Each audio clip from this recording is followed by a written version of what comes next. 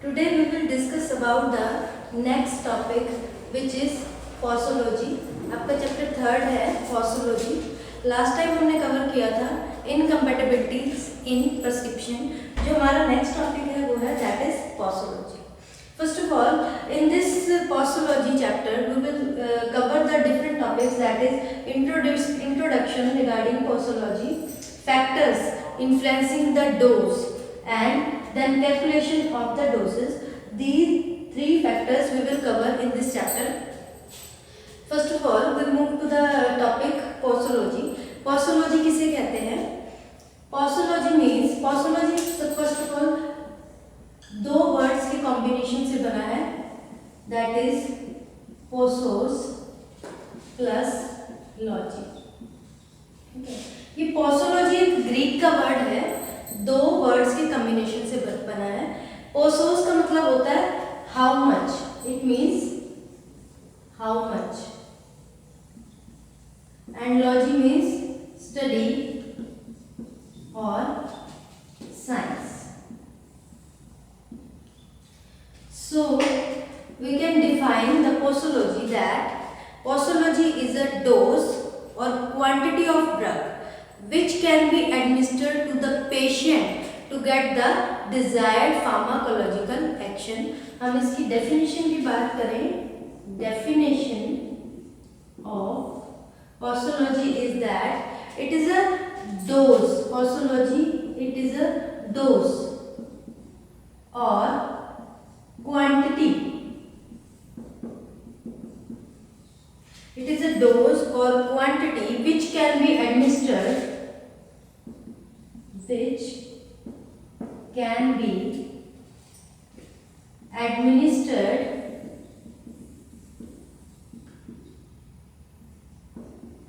to patient to get the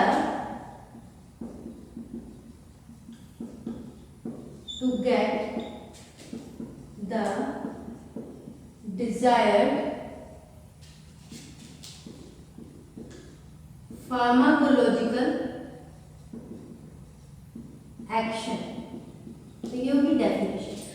हमें इस term से क्लियर हो गया हाउ मच मतलब कि कितनी क्वांटिटी है जो रिक्वायर्ड है, कितनी डोज है, कितनी डोज में वो अपना फार्माकोलॉजिकल एक्शन, यानी अगर मान लो कोई पेन किलर है कि कितनी उसकी डोज दी जाए एक पेशेंट को कि वो अपना फार्माकोलॉजिकल एक्शन जो पेन किलिंग जो उसका पेन किलर का एक्शन है, अगर फीवर में दे रहे हैं तो उसका एंटीपायरेटिक एक्शन है, कितनी डोज में वो प्रोड्यूस करेगा, कितनी क्वांटिटी में.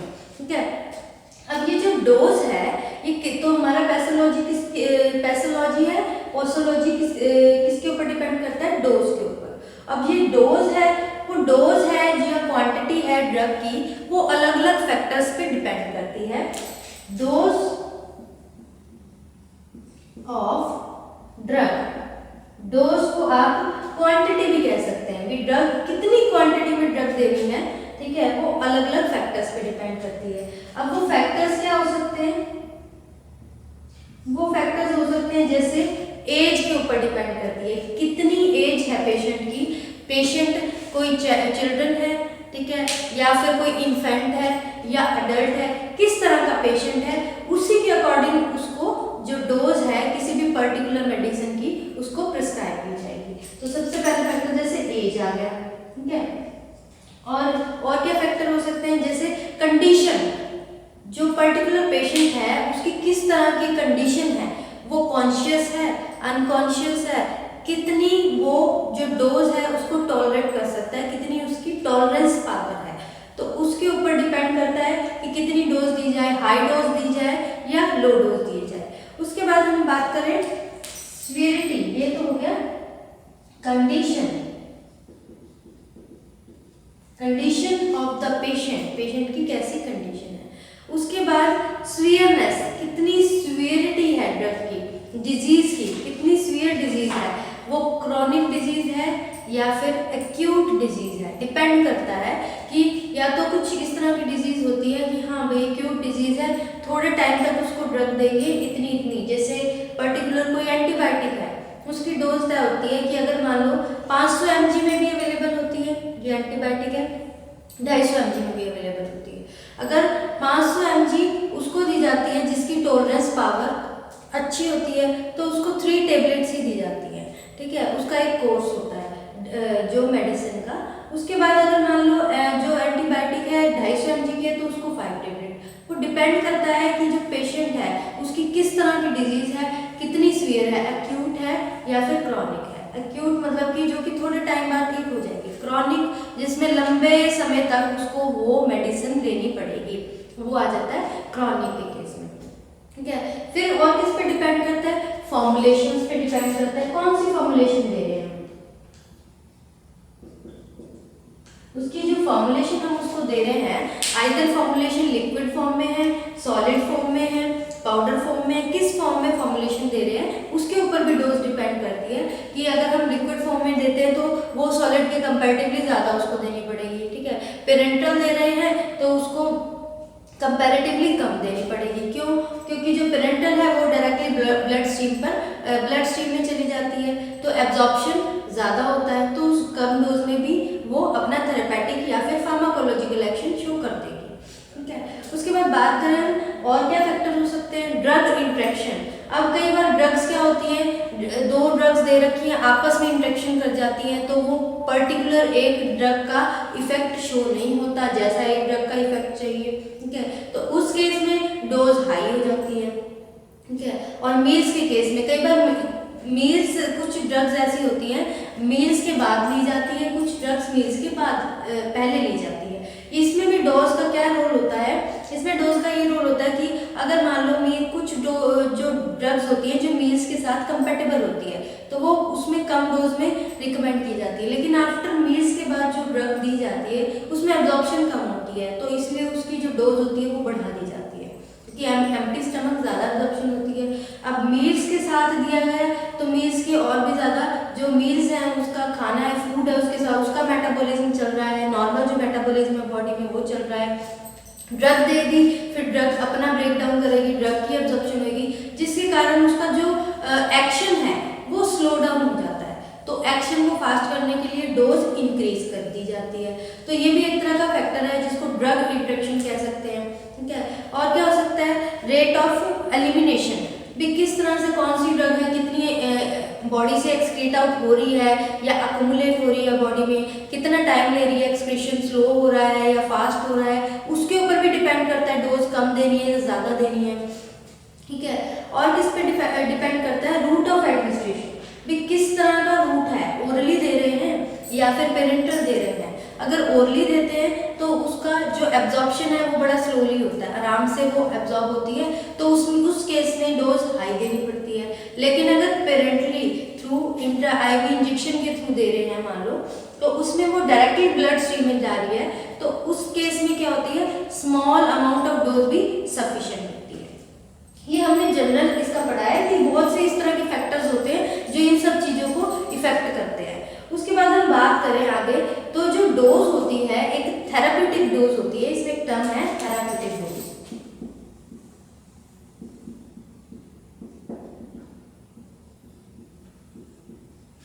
अब थेराप्यूटिक डोज की बात करें, ये क्या डोज होती है, ये क्वांटिटी ऑफ ड्रग होती है जो क्या होती है मिनिमम कंसंट्रेशन में मैक्सिमम अपना फार्माकोलॉजिकल इफेक्ट शो करती है, उसको कहते हैं थेराप्यूटिक डोज, ठीक है। मिनिमम कंसंट्रेशन में या मिनिमम क्वांटिटी में अपना फार्माकोलॉजिकल एक्शन शो करती है।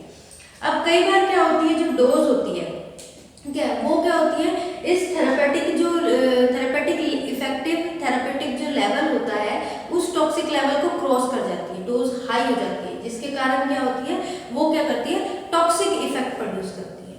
और कई बार क्या होती है जो डोज होती है वो जो मिनिमम इफेक्टिव कंसंट्रेशन है,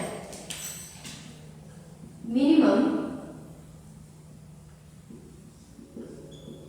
इफेक्टिव कंसंट्रेशन, ठीक है, उस मिनिमम इफेक्टिव कंसंट्रेशन से भी कम रह जाती है तो जो उसको डिजायर्ड इफेक्ट प्रोड्यूस करना है, जो उसको जो फार्माकोलॉजिकल एक्शन रिक्वायर्ड है वो प्रोड्यूस नहीं कर पाती। जैसे फॉर एग्जांपल हमने कोई भी एंटीपायरेटिक ड्रग ली है, ठीक है, एंटीपायरेटिक जो कि फीवर को रिलीव करेगी, अब उसको जो उसकी कंसंट्रेशन है वो जो मिनिमम इफेक्टिव कंसंट्रेशन है उससे भी कम है, तो वो जो डिजायर्ड इफेक्ट था, वो डिजायर्ड इफेक्ट क्या था कि जो फीवर है उसको कम करना है, वो उस फीवर को कम नहीं कर पाई, वो डिजायर्ड जो फार्माकोलॉजिकल एक्शन है वो नहीं प्रोड्यूस कर पाएगी। तो ये होता है थेराप्यूटिक डोज। थेराप्यूटिक डोज वो डोज होती है जो मिनिमम इफेक्टिव कंसंट्रेशन पे मैक्सिमम जो डिजायर्ड फार्माकोलॉजिकल एक्शन है वो प्रोड्यूस करती है, उसको कहते हैं थेराप्यूटिक डोज। ये थेराप्यूटिक डोज में अगर ये थेराप्यूटिक डोज बढ़ जाती है तो ये टॉक्सिसिटी कॉज करती है, टॉक्सिक लेवल बढ़ा देती है, टॉक्सिसिटी कॉज करती है। लेकिन अगर ये थेराप्यूटिक डोज है ये रिड्यूस हो जाए, कम हो जाती है, तो ये जो डिजायर्ड एक्शन, जो फार्माकोलॉजिकल डिजायर्ड एक्शन है वो प्रोड्यूस नहीं करती। ठीक है, तो ये हो गया इसकी कुछ भी थेराप्यूटिक डोज क्या होती है। अब जो डोज होती है वो किस बेस पे हम, जो प्रिस्क्राइबर है किस बेस पे जो डोज है वो प्रिस्क्राइब करता है, कोई भी फिजिशियन है कैसे एक पेशेंट को वो डोज देता है। इसमें जो ऑफिशियल डोजेस दी है फार्माकोपिया के अंदर कुछ क्वांटिटी दे रखी है कि अडल्ट को ओरली 24 आवर्स में कोई डोज है पर्टिकुलर, उसकी फ्रीक्वेंसी है वो मेंशन है, उसके बेस पे दी जाती है। ठीक है, अब ये तो हो गया हमारा जनरल इंट्रोडक्शन कि पोस्टोलॉजी होती क्या है। ठीक है, और उसके बाद इसके बारे में बताया कि थेराप्यूटिक डोज क्या होती है।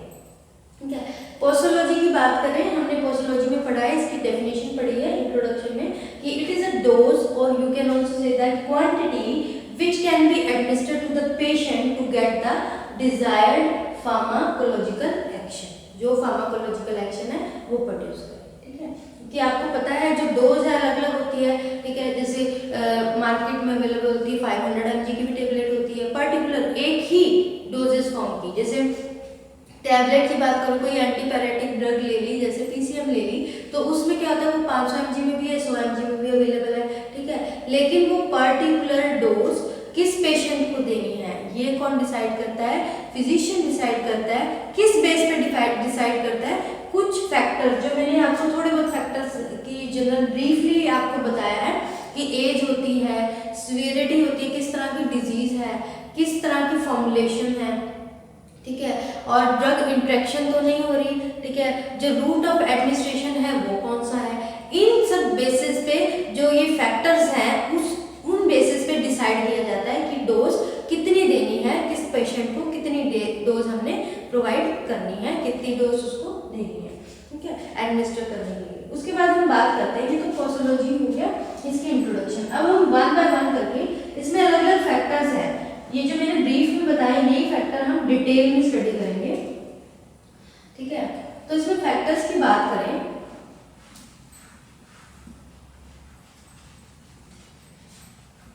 जो इफेक्ट करते हैं डोज को, क्वांटिटी ऑफ ड्रग। ठीक है, factors influencing dose, factors influencing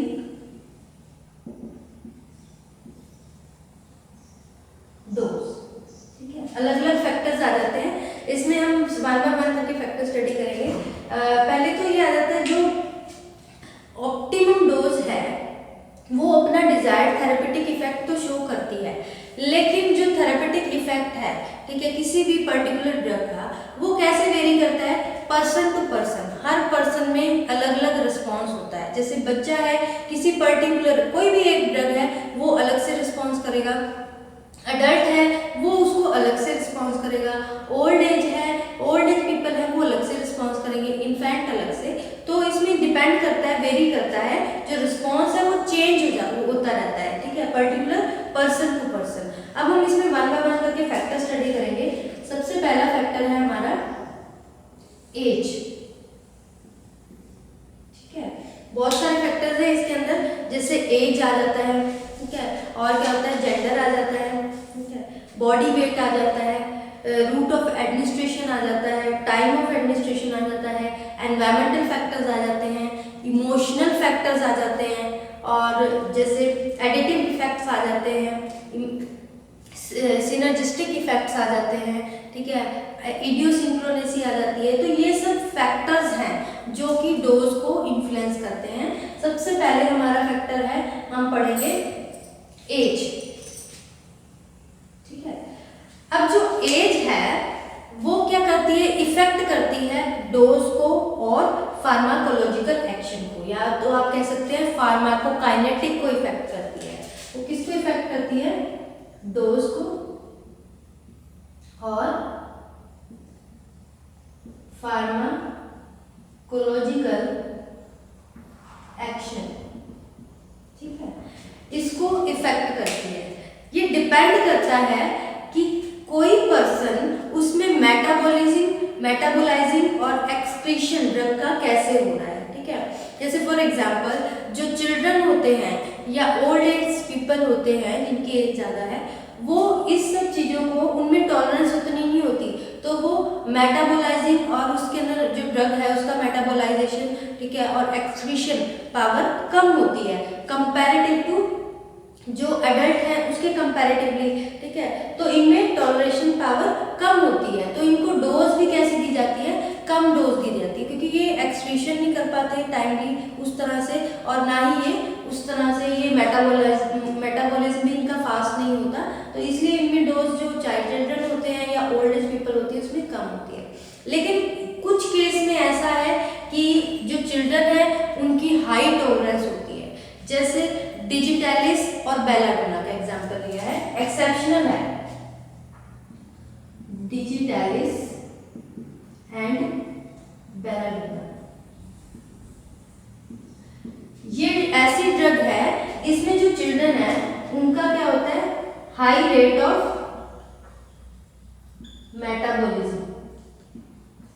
जो मेटाबॉलिज्म होता है ना वो हाई रेट की होता है, तो ये ज्यादा डोज को भी टॉलरेट कर सकते हैं इन केस ऑफ चिल्ड्रन के केस में, ठीक है। अब हम बात करें अगर इन्फेंट्स की, जो बिल्कुल ही छोटे बच्चे होते हैं, इन्फेंट्स की बात करते हैं, तो इन्फेंट में क्या होता है? जो उनका लिवर या किडनी होती है, ठीक है, लिवर और किडनी ये जो बहुत ही इंपॉर्टेंट है एक्सक्रीशन, ड्रग की एक्सक्रीशन और मेटाबॉलिज्म के लिए, तो ये पूरे मैच्योर नहीं होते, ये इमेच्योर होती है, तो इनकी जो टॉलरेंस होती है वो भी कम होती है कंपैरेटिव टू चिल्ड्रन, ठीक है।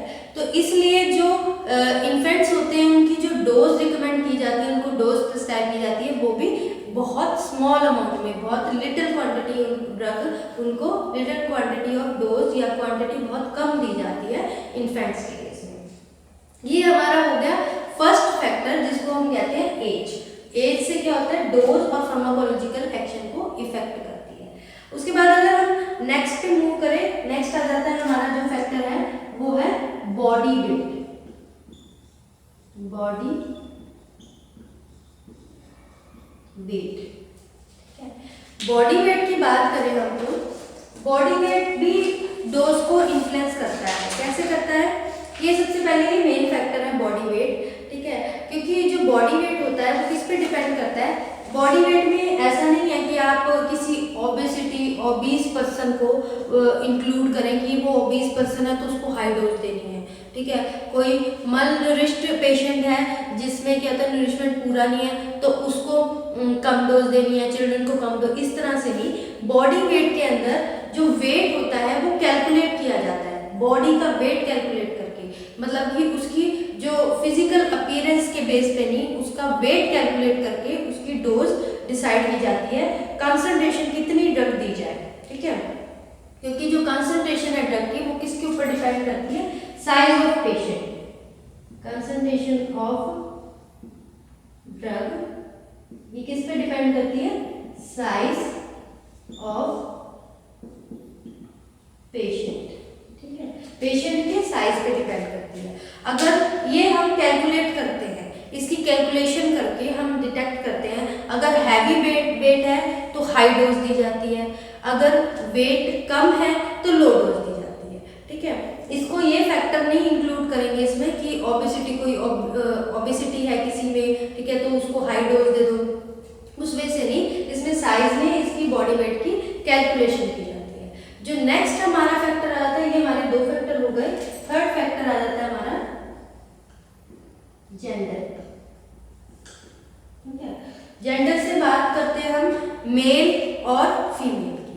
अब जो मेल और फीमेल्स होते हैं उनके जो बॉडी वेट होता है वो अलग अलग होता है, ठीक है। फिजिक जो उनका स्ट्रक्चर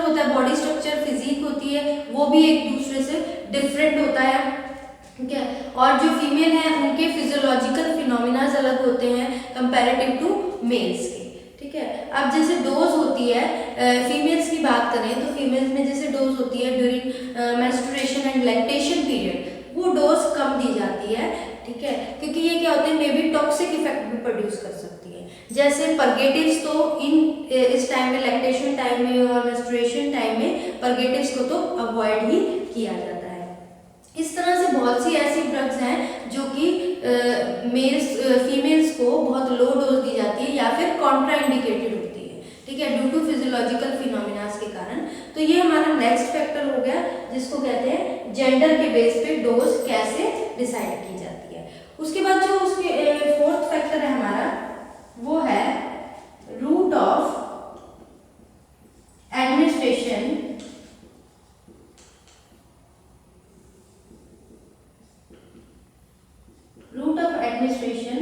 ऑफ ड्रग। अब अलग अलग रूट्स होते हैं ड्रग को एडमिनिस्टर करने के, जैसे ओरल रूट के थ्रू, ठीक है, रेक्टल रूट के थ्रू या पेरेंटल रूट के थ्रू जो ड्रग है एडमिनिस्टर की जाती है। अब उससे कैसे डोज डिसाइड होगी? अगर ओरली कोई ड्रग दी जाती है तो उसमें क्या होता है, जो ऑनसेट ऑफ एक्शन वो एब्जॉर्प्शन नहीं होती डायरेक्टली ब्लड में, जल्दी जल्दी एब्जॉर्प्शन नहीं होती क्योंकि उसको एब्जॉर्प्शन होने में टाइम लगता है, ठीक है। तो ऑब्वियसली तो उसमें जो डोज होती है रिक्वायर्ड वो हाई होती है एज कंपैरेटिव टू पेरेंटल, क्योंकि जो पेरेंटल रूट होता है उसमें डायरेक्टली ब्लड स्ट्रीम में जो भी एब्जॉर्प्शन है ड्रग की डायरेक्टली ब्लड स्ट्रीम में होती है। वो जो ड्रग है वो डायरेक्टली कहाँ जा रहा है? ब्लड स्ट्रीम में जा रहा है। तो ड्रग कहाँ रीच कर रही है? डायरेक्टली ब्लड में रीच कर रही है, जिसके कारण क्या हो रहा है, जो डोज है वो कम अमाउंट चाहिए इन पेरेंटल रूट में as comparative to oral route. तो ये भी एक फैक्टर है जिसके ऊपर क्या डिपेंड करता है कि रूट ऑफ एडमिनिस्ट्रेशन है, उस बेस पे जो ड्रग है कितनी डोज देनी है, कितनी क्वांटिटी देनी है। रूट ऑफ एडमिनिस्ट्रेशन में आपको बताया 3 रूट्स अलग अलग होते हैं, जैसे ऑरल रूट हो गया, रेक्टल रूट हो गया, पेरेंटल रूट हो गया, ठीक है। अब पेरेंटल रूट में वो ब्लड स्ट्रीम में डायरेक्टली एब्जॉर्प्शन हो रही है उस ड्रग की, ठीक है, तो वो फार्माकोलॉजिकल जो एक्शन भी प्रोड्यूस करती है वो भी क्विक प्रोड्यूस करती है क्योंकि वो डायरेक्टली जा रही है। और ये उसके ऊपर भी डिपेंड करता है कि पेशेंट किस तरह का है। अगर मान लो पेशेंट कॉन्शियस ही नहीं है तो उसको ओरली तो नहीं दे सकते, और क्विक ऑनसेट ऑफ एक्शन चाहिए, जल्दी जो भी एक्शन है वो रिक्वायर्ड है, तब भी कैसे करेंगे हम? उसको पेरेंटल रूट से देंगे, एब्जॉर्प्शन ज़्यादा होगी, उसमें डोज जो चाहिए वो कम अमाउंट में चाहिए, ठीक है, क्योंकि ओरल रूट से देते हैं वो मेटाबॉलिज्म होके धीरे धीरे पहुंचती है, तो उसमें डोज ज़्यादा रिक्वायर होती है, एब्जॉर्प्शन जब तक कि वो ब्लड में पूरा एब्जॉर्ब नहीं हो जाती, ठीक है। ये हमारा हो गया रूट ऑफ एडमिनिस्ट्रेशन, ठीक है। अब हम जो नेक्स्ट है, ये हमारे 3 फैक्टर्स हो गए जो इन्फ्लुएंस करते हैं डोज को, ठीक है। बाकी के जो फैक्टर्स हैं वो हम करेंगे नेक्स्ट लेक्चर में, ऐसे ही और फैक्टर्स हैं उनको डिटेल में स्टडी करेंगे नेक्स्ट लेक्चर में। इस लेक्चर में